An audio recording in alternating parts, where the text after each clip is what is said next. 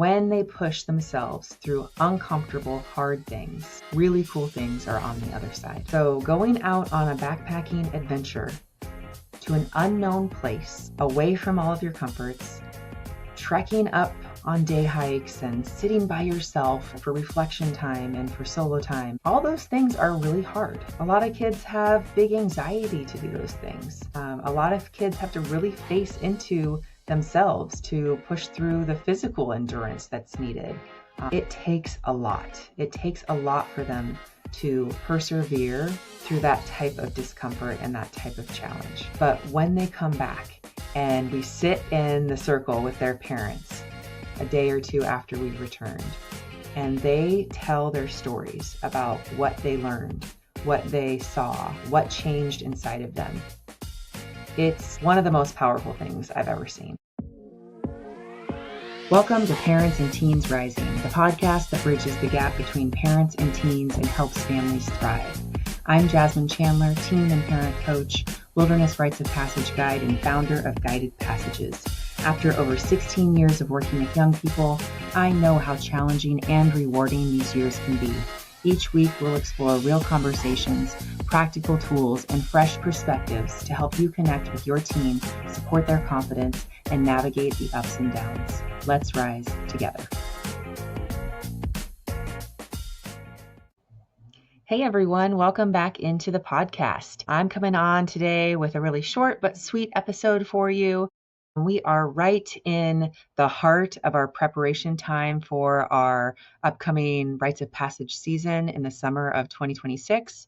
So doing lots of all of the back end stuff like permits and insurance and hiring guides and making plans and just all the things, advertising. So I am just right in the middle of that, getting super inspired with my guide team and all of the amazing things that we have planned. And so I thought I would just hop on today and share a few things that teens that we have brought out in the past have learned by spending 5 to 7 days out in the wilderness without their family, without their cell phones, without their comforts. Things that they thought were going to be really hard or that maybe they couldn't even do, but they were able to persevere through. So I want to share some of the lessons that they've learned through these experiences in the hopes that you might get something out of it and just see the benefits of really getting kids out into nature and how impactful it can be, especially when it's done in a really intentional and ceremonial way. So let's go ahead and jump in. So lesson number 1 is that they've learned that they can do hard things and still survive. So many of our teens are struggling with anxiety. Anxiety is really our whole nervous system amping up, thinking that there is going to be a much bigger threat than there often is. So catastrophizing, really imagining the worst case scenario that keeps them paralyzed, that keeps them stuck in place. It keeps them from not wanting to go interact with people or go take that class or go try that thing because their brain is telling them that this is actually a life threat. It brings them into their full stress response. They lose access to their prefrontal cortex. They're down in survival mode. They're in their fight, flight, freeze response. So a lot of times it really holds them back from doing hard things. Their brain convinces them it's too hard, they're going to mess up, people are going to laugh at them, they don't have what it takes, all of those things. But what happens when they go out on these big treks, right? They backpack 5 to 6 miles into a location by a mountain lake, carrying everything they need on their backs, right? Sometimes 40 to 50 pounds of gear on their backs, hiking up big mountains to get to these places.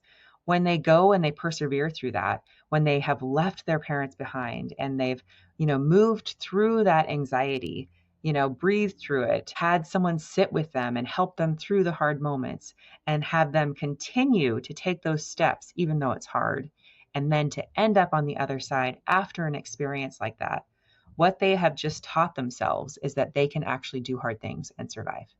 They are talking back to their brain that's trying to hold them in place.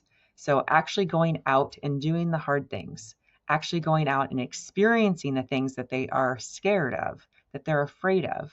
When they go and do those things, they teach their brain and their body an entirely different lesson than the story they've been telling themselves. I can do hard things and I can survive. I can actually thrive even. So this is one of the most powerful things that we can help our anxious kids do is have an experience that is a challenge, that is a stretch. Have them go do that thing.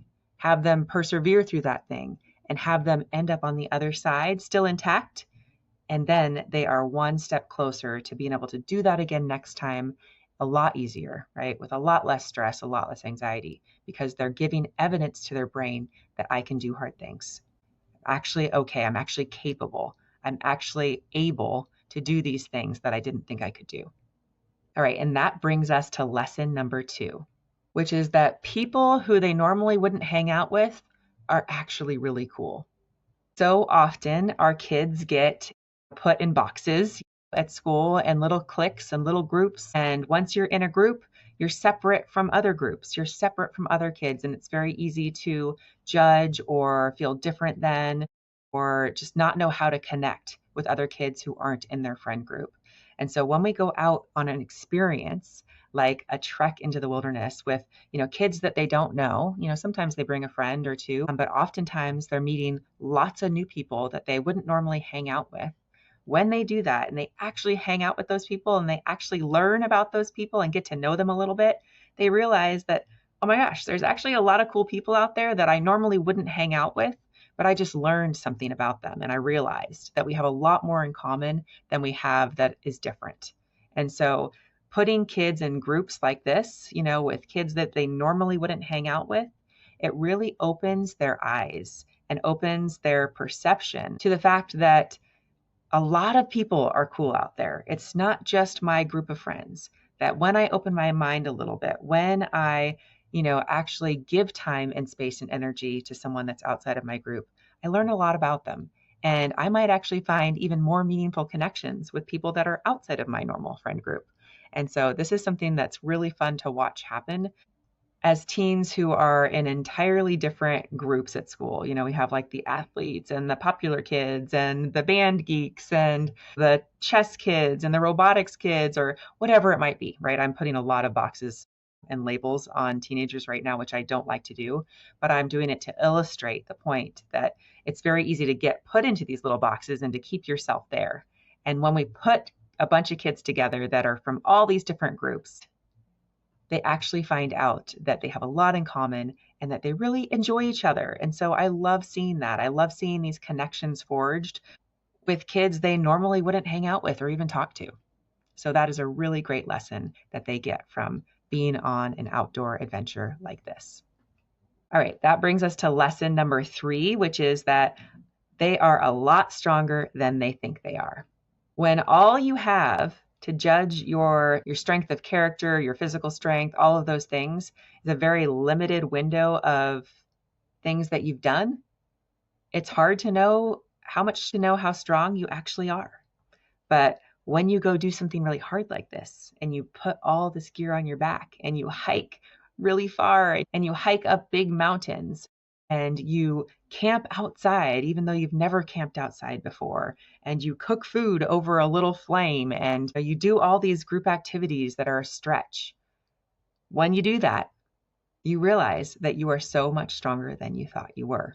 And that builds confidence. When you start to realize that, like, hey, I can actually do this really, really challenging thing and get through it and thrive in it, that builds the confidence of knowing, hey, I could do anything. If I could do this, if I could sit out by myself for 6 hours in the wilderness alone and then come back and tell my story, I could do anything. If I could sit in the wilderness for 24 hours by myself without eating sometimes, maybe fasting or whatever it might be, I can do anything, right?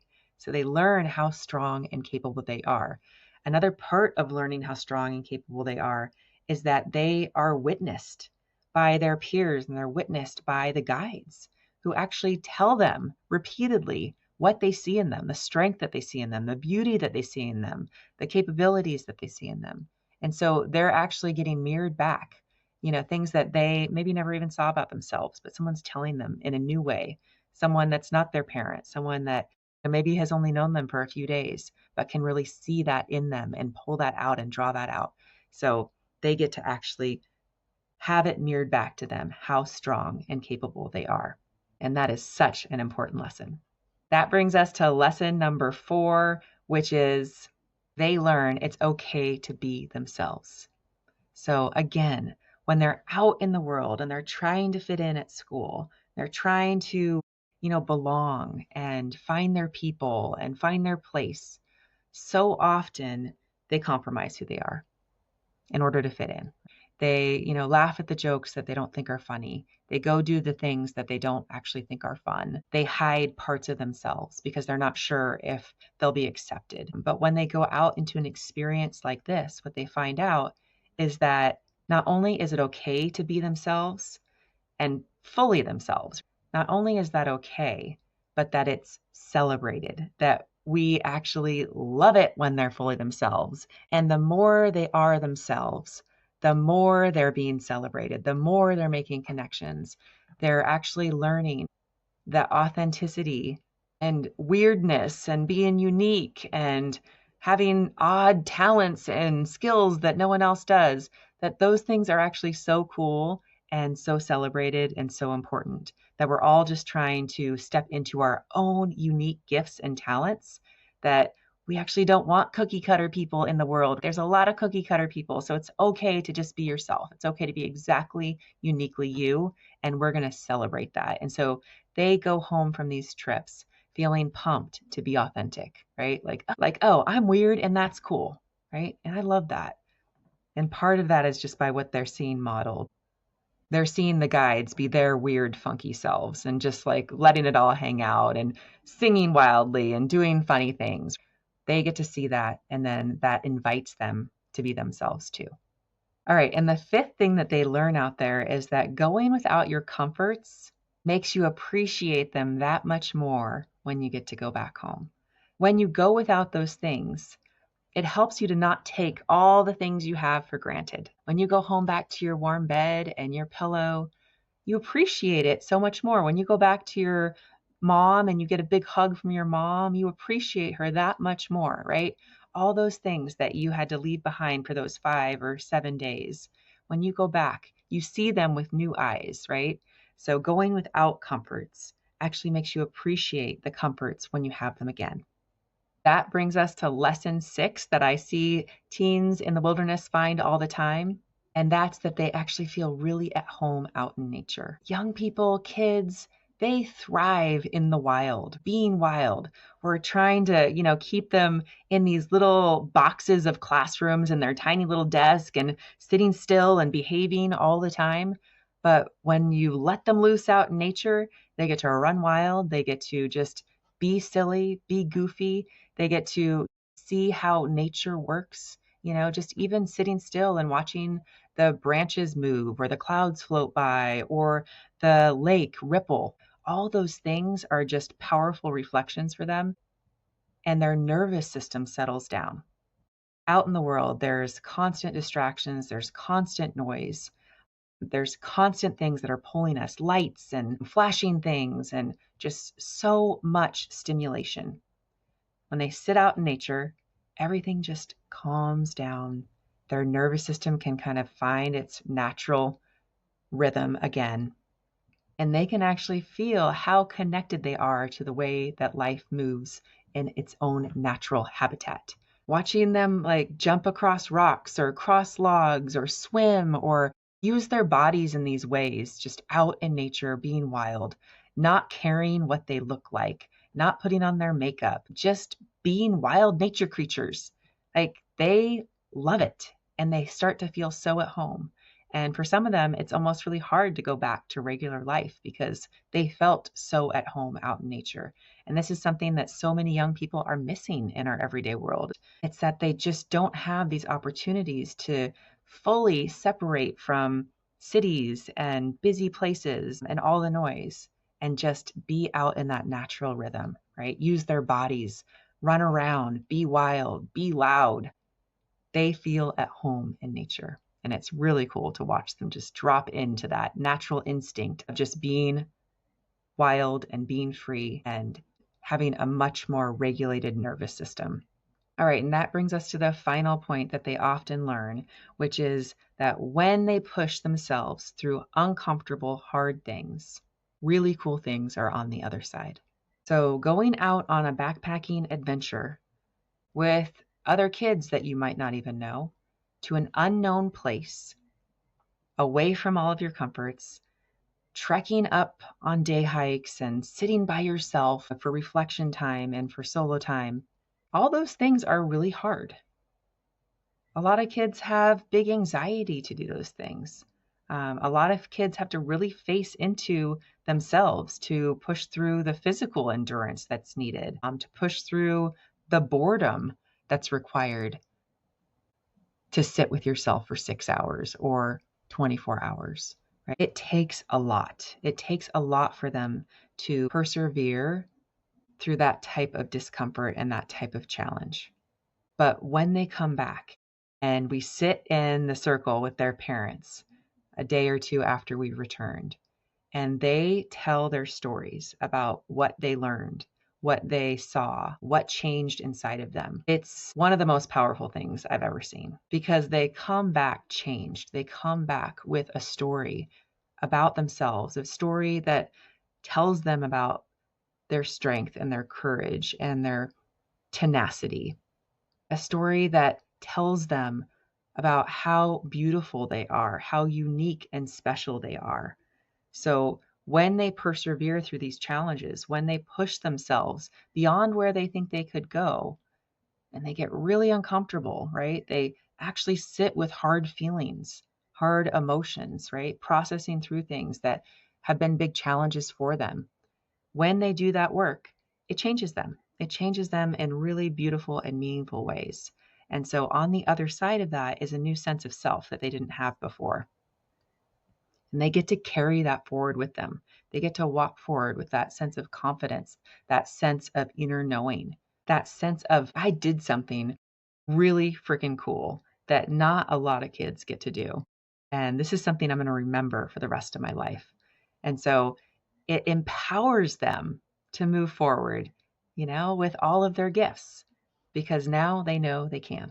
And now they know there's a whole group of people out there in the world that believe in them and that see their beauty and that see how awesome and amazing and special they are.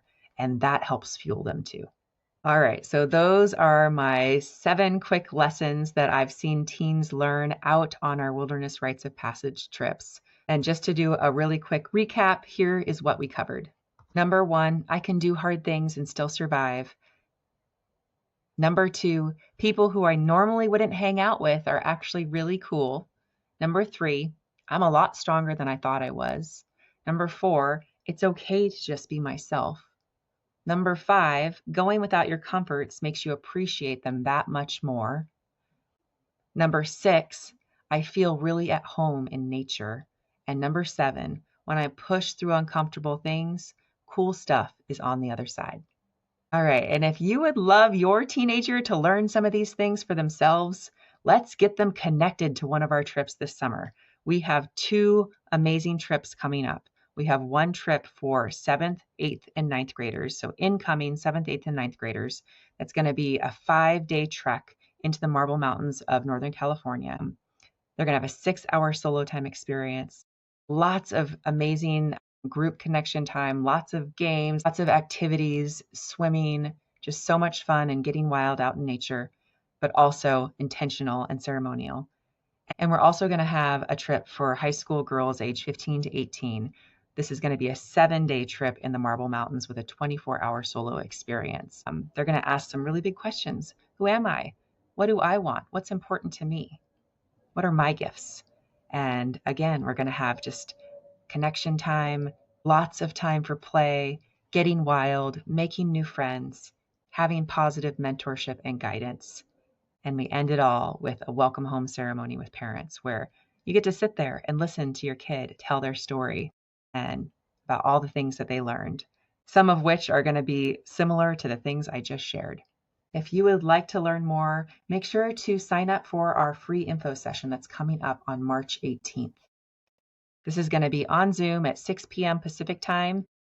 Again, you can sign up for our wilderness info session at youth.guided-passages.com/wilderness.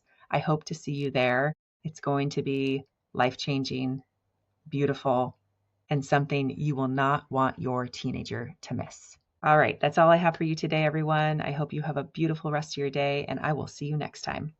Bye, everyone. Did you enjoy the show? If so, would you take 30 seconds to subscribe so you don't miss an episode? Leave a quick review so more parents can find these conversations, and maybe even share this episode to your stories. And if you want to connect, please send me a DM on Instagram. I'm at jasmine.guidedpassages, and that's Jasmine with a Y. Thanks so much for being here, and I'll talk to you next week.